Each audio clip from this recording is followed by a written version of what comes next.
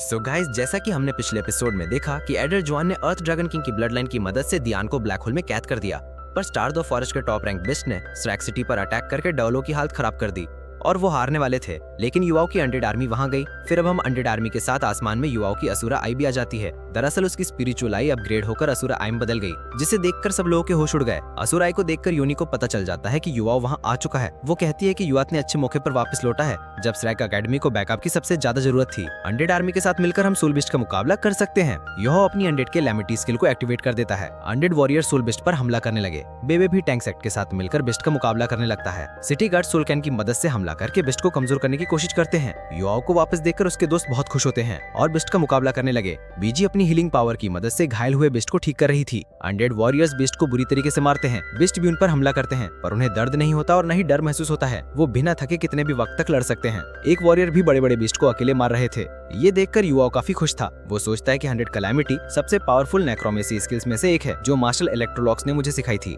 भले ही इस वक्त अपनी पावर के हिसाब से मैं लो लेवल 100 आर्मी को बुला सकता हूँ, पर 100 वॉरियर्स को डर महसूस नहीं होता है और वो थकते भी नहीं है। तो बिस्ट का आतंक रोकने के लिए इतनी ताकत काफी होगी। मुझे पूरा यकीन है कि इनकी मदद से हम इस वॉर को जीत जाएंगे। बिस्ट के मरते ही उनकी सोल रिंग बाहर आ जाती है। ये देखकर बीजी काफी घबरा जाती है। वो सोचती है कि आखिर इतनी पावरफुल और खतरनाक अनडेड आर्मी अचानक यहाँ कैसे आ गई। मुझे यकीन नहीं हो रहा कि किसी इंसान ने इतनी बड़ी आर्मी को अपने काबू में किया हुआ है। मैं सोच भी नहीं सकती हूँ कि वो शख्स कितना ज्यादा बलवान होगा। इस वॉर के लिए स्टार द फॉरेस्ट के बहुत सारे पावरफुल बिस्ट यहाँ आ चुके हैं। 4 लाख सोल बिस्ट से सिर्फ 2 लाख बिस्ट ही बचे होंगे, जबकि स्रैक सिटी इंसानी दुनिया का एक छोटा सा हिस्सा है। पर फिर भी वो इतनी शक्ति के साथ हमारा मुकाबला करके हमारे ऊपर हावी हो गई। मुझे समझ नहीं आ रहा कि अगर हम इस वॉर को जीत भी गए तो आखिर हमें इससे क्या फायदा होगा। स्टार दो फॉरेस्ट के 40% से भी ज्यादा बिस्ट मारे जा चुके होंगे, जबकि इंसानों ने दुनिया को स्रैक सिटी के खत्म होने से कुछ ज्यादा नुकसान नहीं होने वाला। हमने सोचा था कि हम इंसानी दुनिया पर हमला करके धीरे धीरे उन्हें कमजोर कर देंगे, पर हम गलत थे। इंसानों को कमजोर करने के बजाय हमने खुद को कमजोर बना लिया। मुझे डर है कि अगर ऐसा ही चलता रहा तो इंसानों के मारने से पहले हम सब वॉर में मारे जाएंगे। हम न सिर्फ इंसानों को कमजोर करने में नाकामयाब हुए, पर हमारे स्टार द फॉरेस्ट की 10,000 सालों की पावर भी पूरी तरीके से बर्बाद हो चुकी है। मुझे समझ नहीं आ रहा है कि आखिर अब हम क्या करेंगे।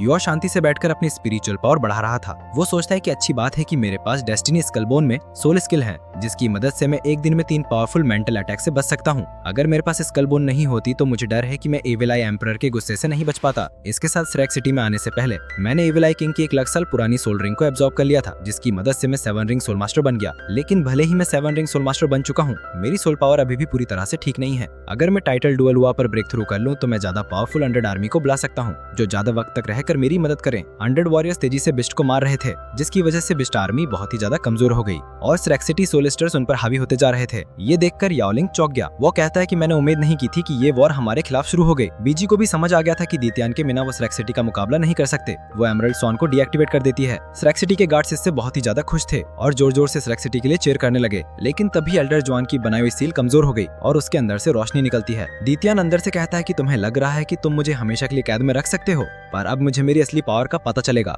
ये कहते वो सील तोड़कर बाहर आ जाता है। उसे देखकर सब लोगों के होश उड़ गए। स्रैक अकेडमी के मेंबर्स इससे काफी निराश थे, जबकि टॉप बेस्ट बहुत ही ज्यादा खुश होते हैं। दित्यान को सील करने की वजह से एल्डर जॉन काफी कमजोर पड़ गए थे और वो जमीन पर गिरने लगते हैं, पर यानशाइन उन्हें पकड़ लिया और वो उन्हें जमीन पर लेकर जाते हैं। एल्डर जॉन कहते हैं कि मैंने दित्यान को रोकने की बहुत कोशिश की, पर अफसोस की बात है कि उसकी पावर के सामने में कुछ नहीं कर सकता और आखिर वो सील से आजाद हो ही गया। दित्यान सारे सोल बेस्ट को स्रैक अकेडमी पर हमला करने के लिए कहता है। बीजी ने दोबारा एमरल्ड सॉन को एक्टिवेट कर लिया। टॉप बेस्ट भी दोबारा से लोगों पर हमला करना शुरू कर देते हैं। एल्डर जॉन उन्हें रोकना जाना चाहते थे, पर उनकी हालत काफी खराब थी और वो कमजोर हो चुके थे, जिस वजह से कहीं नहीं जा पाते। दित्यान सिटी को नष्ट करने के लिए एक पावरफुल अटैक करता है। सब जानते थे कि वो उस अटैक को नहीं रोक सकते, पर फिर भी डटकर उसका मुकाबला करने के लिए तैयार हो जाते हैं। लेकिन तभी बॉडी सेक्ट के ग्रैंड मास्टर डुबुसी ने वहां आकर दित्यान का हमला रोक दिया। वो ब्रेक थ्रू करके 99 लेवल के अल्टीमेट डुअल हुआ बन चुके थे। उन्हें देखकर एल्डर जॉन तंग रह गए। वो कहते हैं कि मुझे यकीन नहीं हो रहा है कि तुमने ब्रेक थ्रू कर दिया। डुबुसी दित्यान से कहते हैं कि तुम स्रैक अकेडमी को बर्बाद करना चाहते हो, पर उससे पहले तुम्हें मेरी इजाजत लेनी होगी। बॉडी सेक्ट के मेंबर्स यहाँ आ चुके हैं, अब तुम कुछ नहीं कर सकते। लॉन्गी, दित्यान और वेना के साथ बॉडी सेक्ट के कुछ मेंबर्स वहां आकर बिस्ट पर हमला कर देते हैं।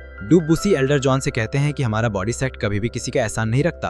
तुम्हारी एकेडमी के स्टूडेंट्स युवाओं ने सनम एम्पायर में कैद हेवनली सोल एम्पायर के बहुत सारे सोल मास्टर्स की जान बचाई है, इसीलिए अब मैं तुम्हारी स्रैक सिटी की रक्षा करूंगा। दित्यान को डुबुसी पर गुस्सा आ रहा था। वो कहता है कि तुमने दोबारा मेरे काम में टांग अड़ाने की कोशिश की है कि तुम अब मरना चाहती हो, और अगर ऐसी बात है तो आज मैं तुम्हारी इच्छा पूरी कर दूंगा।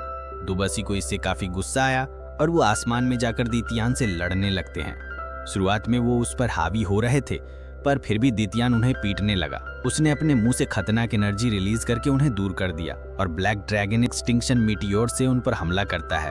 दुबसी अपनी एयर सोल स्किल डेथ फिस्ट की मदद से खुद का शरीर बड़ा बनाकर मीटियोर को रोकने की कोशिश करते हैं, पर मीटियोर इतना ज्यादा ताकतवर था कि वो उसे रोक नहीं पाए और दूर हो जाते हैं। मीटियोर के टुकड़े श्रिक सिटी के ऊपर गिरते हैं, जिसकी वजह से आसपास की चीजें बर्बाद होने लगी। एल्डरमू अपने सामने एक शील्ड फॉर्मेशन एक्टिवेट कर देते हैं, जिसकी वजह से श्रेक एकेडमी के मेंबर्स को चोट नहीं लगती, पर सिटी गार्ड्स को बचाने वाला कोई नहीं था और मीटियोर के धमाकों की वजह से उनकी जान चली गई।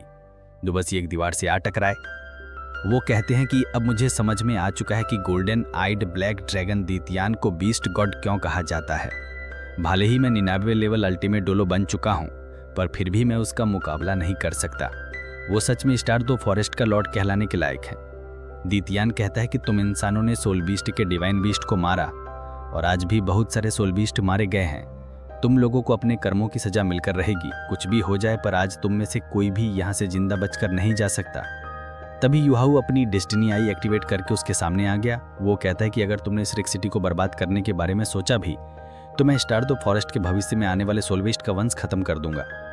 दीतियान कहता है कि तुम ही वो तुच्छ इंसान हो जिसकी वजह से डिवाइन बीस्ट ने खुद को सैक्रिफाइस किया।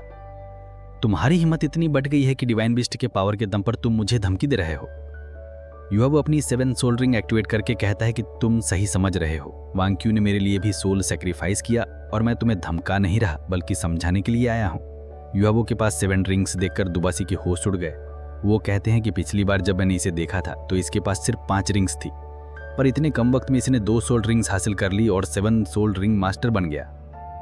युवा कहता है कि डिवाइन बीस्ट 3 आइड गोल्डन लायन ने काफी वक्त से स्टार दो फॉरेस्ट का भाग संभाल कर रखा, पर होली सैक्रिफाइस के पास उसने स्टार दो फॉरेस्ट का भाग्य भी मेरे हाथ में दे दिया। दीतियान को इसे बहुत ही ज्यादा गुस्सा आता है और युहावो को मारने लगता है।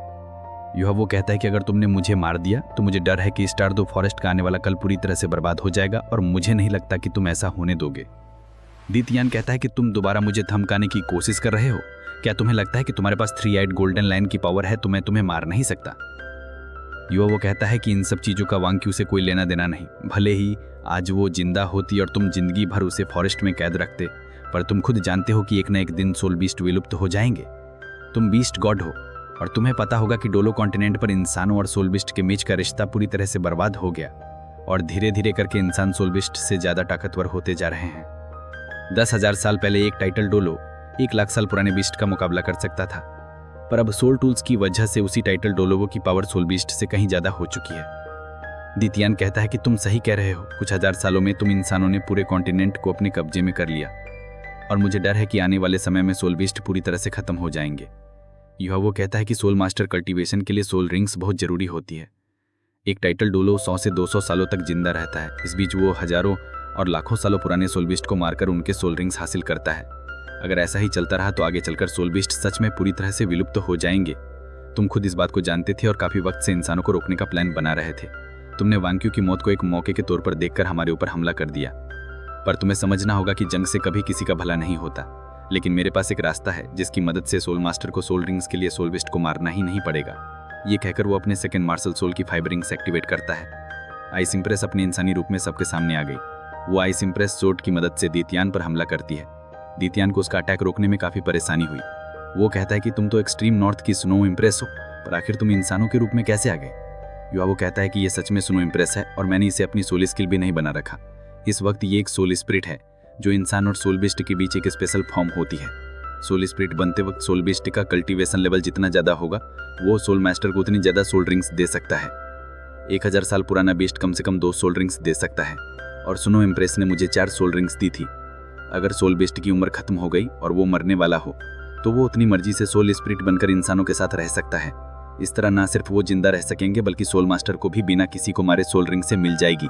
और तुम खुद देख सकते हो कि सोल स्पिरिट इंसानों के काबू में नहीं रहती, उसका खुद का अपना दिमाग और कॉन्शियसनेस होता है। दीतियान कहता है कि तुम जिस स्पेशल फॉर्म की बात कर रहे हो मैंने आज से पहले इसके बारे में नहीं सुना, इसीलिए मैं चाहता हूँ कि तुम स्टार दो फॉरेस्ट में आओ और किसी एक सोल बीस्ट को सोल स्पिरिट में ट्रांसफॉर्म करके दिखाओ। युहावो कहता है कि मैं इसके लिए तैयार हूँ। मैं 3 दिनों के अंदर कुछ सोल मास्टर को स्टार दो फॉरेस्ट में लेकर आऊंगा। वहां तुम अपनी आंखों से देख लेना कि सोल स्पिरिट किस तरह काम करता है। ये बात सुनकर सारे बीस्ट चुपचाप स्टार दो फॉरेस्ट की तरफ चले जाते हैं। दुबसी कहते हैं कि युहावो ने बिना डरे दीतियान से सौदा किया। वो सच में डोलो कॉन्टिनेंट का भविष्य बदल देगा। बीस्ट के जाते ही आसमान से काले बादल हट गए। एल्डर मो की सोल भी इससे काफी खुश थी और वो लाइट होली ड्रैगन में बदलकर गोल्डन ट्री के पास घूमने लगे। इसी के साथ ये एपिसोड यहीं पर